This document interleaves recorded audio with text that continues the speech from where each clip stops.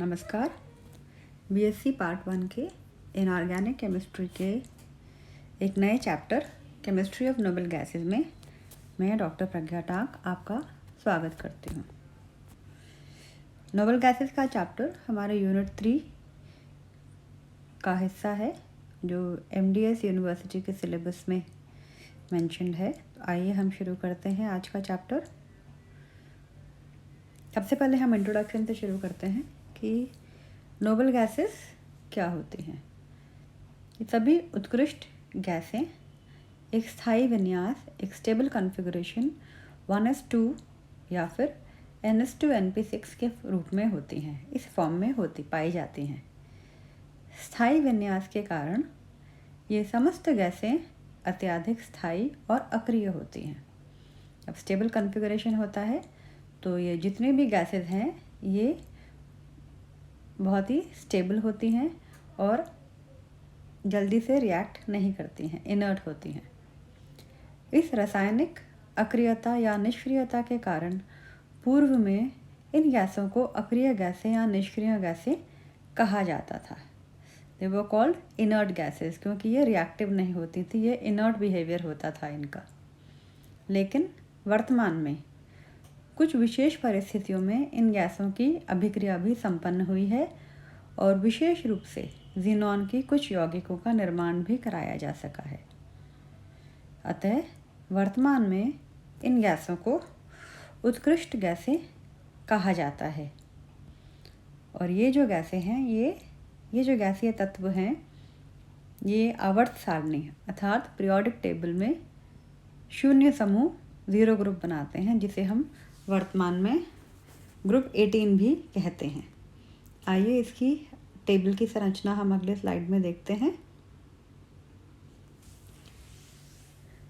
ये periodic table हमारे सामने है। यहाँ पर आप देख रहे हैं किस तरह से ग्रुप 1 से 2 और फिर यहाँ से लेते हुए ये हमारा S ब्लॉक, ये हमारा D ब्लॉक, ये हमारा P ब्लॉक और ये जो हमारे पास में 1 से 17 तक आने के बाद ये जो है हमारे पास में वर्ग 18 जो है ये है हमारा इनर्ट गैसेस या नोबल गैसेस का। तो ये जो समूह है ये हम ये कह सकते हैं कि हमारा इसकी जो पोजीशन है वो बिल्कुल एंड में दी गई है। अब ये जो हमारे पास में जो एलिमेंट्स हैं यहाँ पर, जो नोबल गैसेस के जो एलिमेंट्स हैं, इनका इलेक्ट्रॉनिक कॉन्फ़िगरेशन क्या है। आप देख रहे हैं कि इलेक्ट्रॉनिक कॉन्फ़िगरेशन सबसे पहला जो एलिमेंट हमारे पास में है वो है हीलियम, जिसके पास में एटॉमिक नंबर जिसका 2 है और उसका इलेक्ट्रॉनिक कॉन्फ़िगरेशन क्या है 1s2। अगला है हमारे पास में नेक्स्ट पीरियड में वो है नियॉन, जिसका एटॉमिक नंबर है 10 और उसका कॉन्फ़िगरेशन है 1s2 और सेकंड शेल में आता है इसका 2s2 2p6। ऐसे ही आगे बढ़ते हैं हम आर्गन, जिसका एटॉमिक नंबर है 18, वो है 1s2, सेकंड शेल में 2s2 2p6 और थर्ड शेल में 3s2 3p6। इसी क्रम में आगे बढ़ते हुए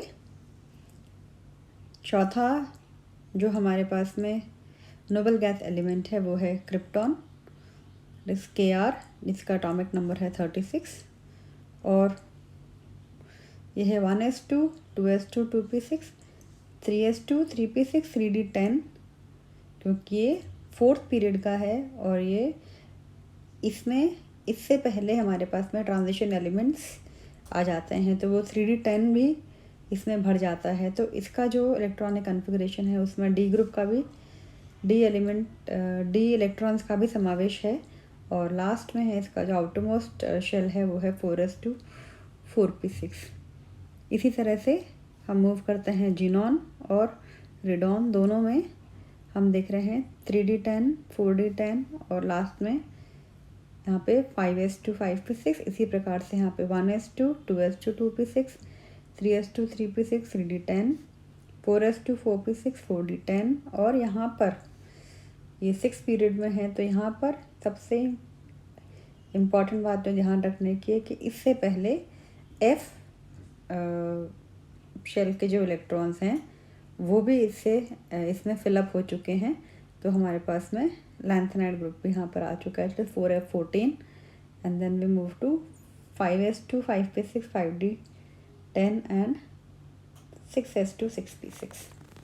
तो ये जो विन्यास है इन सभी से स्पष्ट है कि हीलियम के अतिरिक्त बाकी सभी गैसों में बाह्यतम जो कक्ष है उसमें स्थायी अष्टक दैट इज स्टेबल ऑक्टेट जिसको हम कहते हैं NS2 NP6 की व्यवस्था है।